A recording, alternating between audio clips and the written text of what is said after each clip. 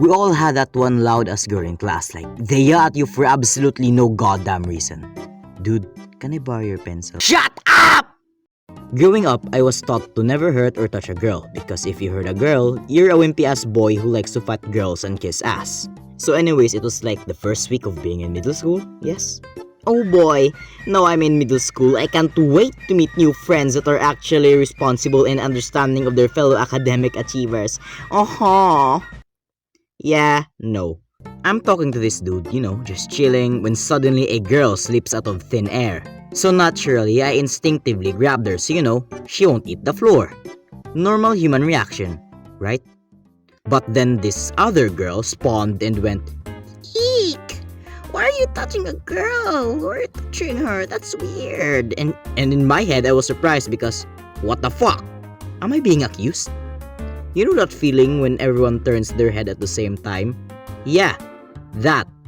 I tried to deny it and prove I'm innocent, but that girl won't let me speak.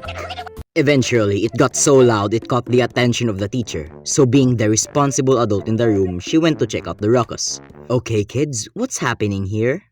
No ma'am, this is all a misunderstanding. Teacher, this creep touched this girl! And here's the kicker. The girl who fell didn't even speak a damn word. Just stood there, staring, not doing anything at all. Like, bro, help me. I don't even blame her. She was just confused as I was. So instead of the teacher hearing my side of the story, she instantly changed my seating arrangement and made me sit next to some bozo. Oh yeah! Thank you so much, teacher, for protecting that girl from my dirty Richie teen hands. Thank you. It's my pleasure. First week of school. Fantastic.